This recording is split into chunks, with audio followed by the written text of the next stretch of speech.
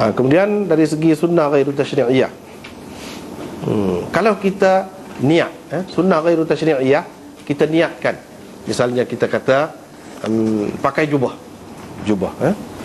kita niat, kita tahu Nabi SAW pakai jubah, kita nak pakai jubah kerana kita tahu Nabi SAW pakai jubah supaya timbul rasa kasih anak kita, ataupun kita sendiri pun kita rasa suka begitu.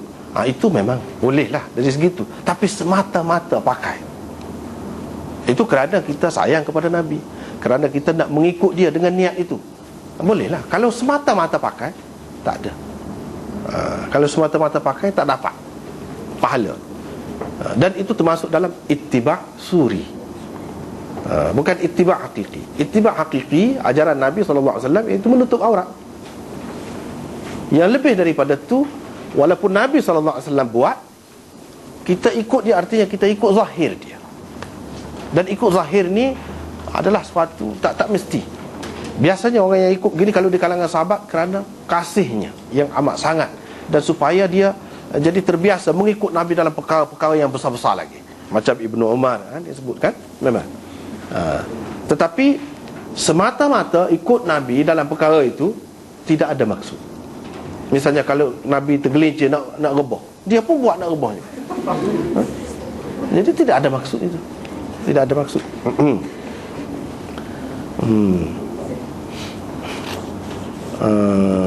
Dan ittiba' suri kadang-kadang dia jadi, kita ni jadi bercanggah sama kita kerana perbezaan dalam perkara inilah.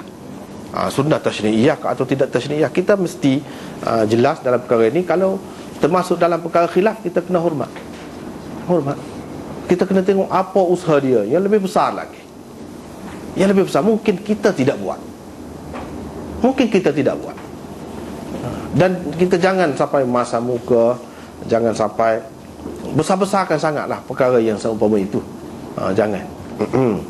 Kerana dia pakai necktie kalau misalnya, jadi kita sampai tak hormat dia, jadi tawar habis semua ilmunya. Tak patut macam tu. Itu masih benda khilaf. Dan ini termasuk di dalam bukan bukan tasni'iyah. Masalah pakaian. Orang zaman dahulu, orang Cina, sekarang ni pun ada lagi Cina pakai jubah. Dan orang Kristian pun pakai jubah juga dulu. Pakai jubah juga. Kalau semata-mata dari segitu, tak ada. Tapi kalau dengan niat tadi, dan untuk mendidik, dalam keadaan kita faham, dan kita tidak memandang rendah, memandang lekeh kepada golongan lain. Kalau tidak begitu, tak apa. Kalau sampai pandang lekeh kepada golongan lain, misalnya ada setengah-setengah kita, kalangan kita, dia kata apa, Said Qutb, Hasan Al-Banna ni, kopiah pun tak pakai, pakai necktie lagi macam Inggeris. Kita tak tengok dari segi perjuangan dia, usaha dia, sumbangan dia. Kita tak tengok dari segi itu. Sepatutnya kita kena hormat. Mungkin yang dia buat kita tak buat, kita kena hormat dari segi itu. Mungkin kita pentingkan dari segi satu perkara saja, tak patut begitu. Kita kena tengok yang lebih besar lagi. Dia ikut ittiba' hakiki, dia ikut betul-betul ajaran Nabi itu ada. Hak zahir dia tak ikut, tak jadi masalah.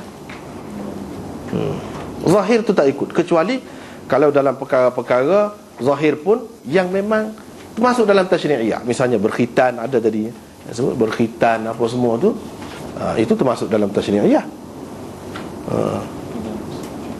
Pakai gamis, itu termasuk dah tadi. Memakai serban, ini pun masuk dalam khilaf. Ada yang kata tashri'iyah. Kalau tashri'iyah pun paling tinggi sunat, elok. Ada yang mengatakan tidak. Sebab dia katakan dalam, bukan hadis lah, dalam kitab-kitab Arab tentang orang dulu disebut al-imamah tijan al-Arab, mahkota orang Arab, serban tu. Jadi Arab ni bukan Arab Islam saja. Supaya juga macam janggut, setengah kata itulah yang betul padanannya, iaitu janggut itu termasuk dalam sunnah tashri'iyah. Tapi ada yang mengatakan tidak termasuk dalam tashri'iyah. Sebab apa? Abu Jahal pun ada juga janggut. Jelas dalam Bukhari, dalam Muslim ada kan, bila dia mati itu Abdullah bin Mas'ud pergi pegang janggutnya. Jelas ada janggut juga. Jadi semata-mata kerana janggut itu kita tak boleh menilai orang, tak boleh. Dan meletakkan dia jadi kurang kerana dia tu tak ada janggut. Kalau kita nak lawan dengan orang Pakistan, kalah sampai bila-bila dari segi janggut. Lebat. Dia makan minyak sapi daripada kecil. Kalah kita kalau tengok dari segi tu. Jadi malanglah kepada yang alim tapi tak ada janggut. Jadi nilai dia jatuh. Dia tak boleh jadi imam, dia tak boleh itu, tak boleh ini, macam-macam. Itu akibatlah tu, akibat. Walaupun jelas memang Nabi SAW tak pernah cukur janggut, jelas. Tetapi ada ulama yang mengatakan ini tak termasuk dalam tasyri'iyah. Dan kita hormatlah juga dia, terutamanya kalau dia ada sumbangan, ada kebaikan untuk Islam. Kita jangan tengok dari sudut tu saja. Dari sudut tu saja jangan. Kemudiannya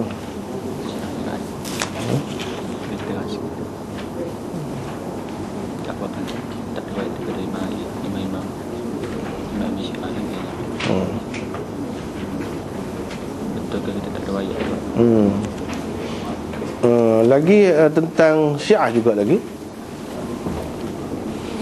Tentang Syiah, adakah kita tidak meriwayatkan daripada imam-imam Syiah ni? Tak, kita meriwayatkan, tapi dengan sanad kita lah. Yang sanad kita tu kita pakai. Sanad orang dia kita tak pakai. Ulama-ulama kita tak pakai. Bukan bermakna kita menolak imam-imam tu, tidak. Dan apabila kita tak mahu terima Syiah tu, bukan bermakna kita mengatakan imam-imam tu orang yang tak baik, imam-imam tu mengajarkan ajaran tu, tidak. Dia sama seperti Nabi Isa, tak pernah mengajar seperti yang orang Kristian pegang tu. Tak pernah. Tapi orang Kristian kaitkan dengan dia. Bila kita tentang Kristian, kita kata kita tak maksudkan Nabi Isa. Begitu juga anak cucu Nabi SAW yang baik-baik ni, mereka tidak terlibat dengan ajaran yang salah ini, tetapi golongan Syiah ini mengaitkan dengan mereka. Dengan sebab itu, dalam kitab-kitab kita, dalam Bukhari, Muslim dan lain-lain, banyak riwayat-riwayat daripada Ja'far Shadiq, Al-Baqir dan lain-lain ada. Bukan kita menolak mereka. Yang kita tolak adalah Syiah yang tak betul, yang mengaitkan ajaran yang sesat ni dengan mereka.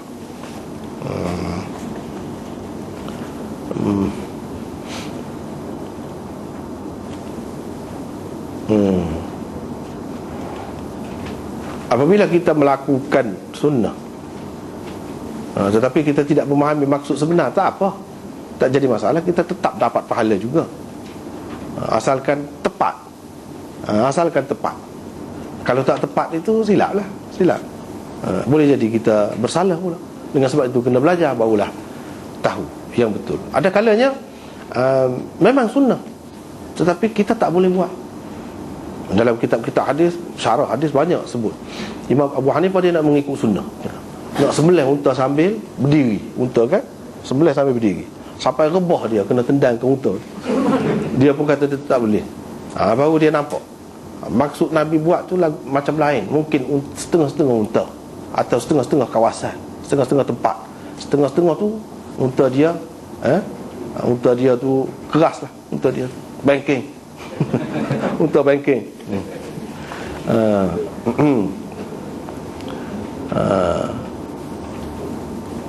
Imam Syafi'i begitu juga.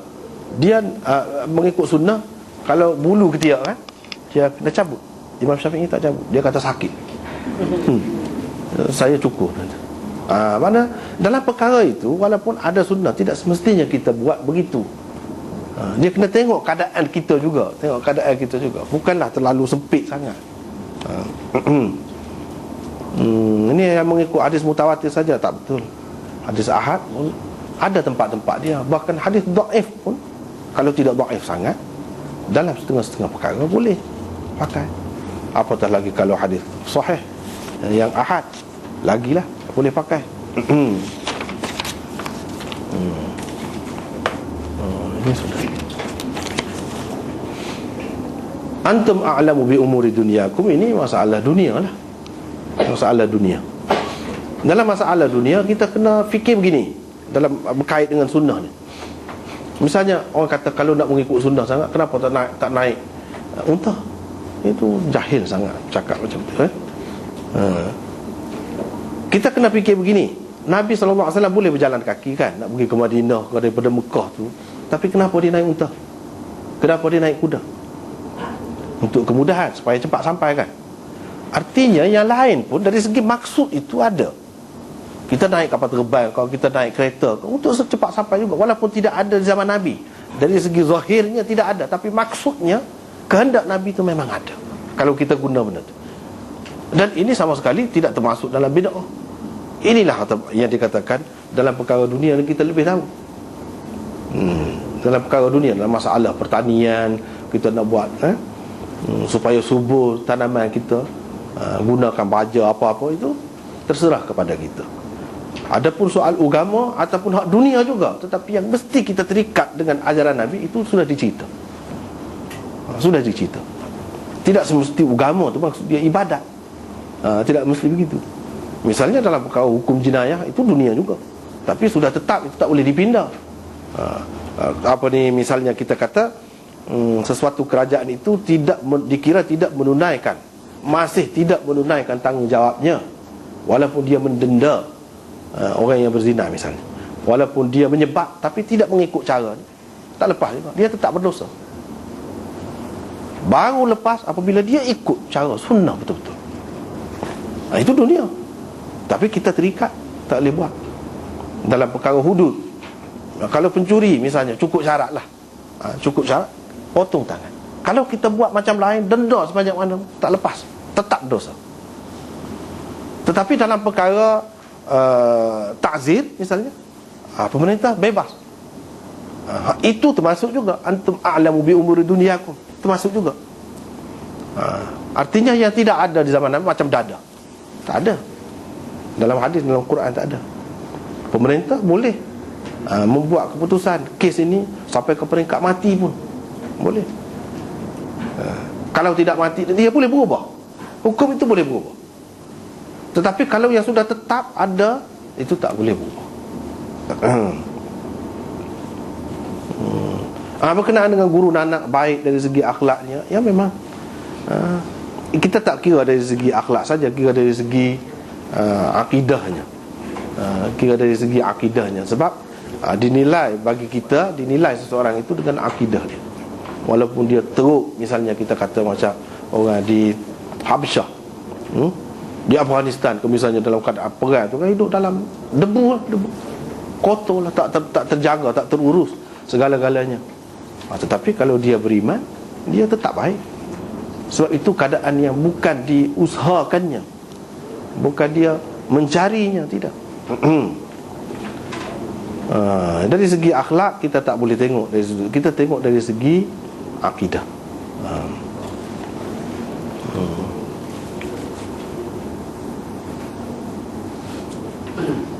Ini apa tu kuku apa ni, bulan baik, hari baik ni, nahas ke apa ni, ini besoklah insya-Allah. Tak ada tu, tak ada.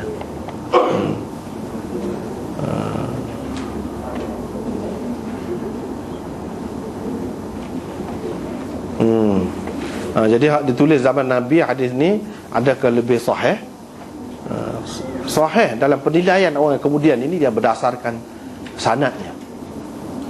Berdasarkan sanad kepada sahabat yang secara langsung menerima hadis daripada Nabi, itu tak ada sahih, tak ada dhaif apa, semuanya sahih semua. Jadi sahih ke dhaif ke ataupun lain-lain lagi ni nisbah kepada orang kemudian setelah adanya sanad, setelah adanya rantaian perawi-perawi itu baru ada. Kemudian dari segi adakah dalam kitab-kitab hadis? Memang ada. Macam daripada Sahifah Hammam bin Munabbih tu ada dalam Muslim, dalam Bukhari pun ada. Sebab itu dia bila dia sebut tu, dia kata kalau bukan dia ambil saja daripada Abu Hurairah, tapi Abu Hurairah riwayatkan kepada dia, kata hadza ma haddatsanahu Abu Hurairah. Ini di antara Abu Hurairah ceritakan, Abu Hurairah sebut. Sebab Abu Hurairah bagi kepada dia buku tu, tapi dia bukan terima buku saja, dia dengar juga. Ada banyak yang hadis-hadis ni dalam kitab-kitab yang ada sekarang ni, daripada itulah. Supaya juga seperti an Amr bin Shu'aib an abihi an jaddih, itu daripada Sahifah Sadiqah, daripada datuk dia Abdullah bin Amr bin Al-As. Itu banyak dalam kitab-kitab macam Abu Daud, Tirmizi dan lain-lain lagi ada.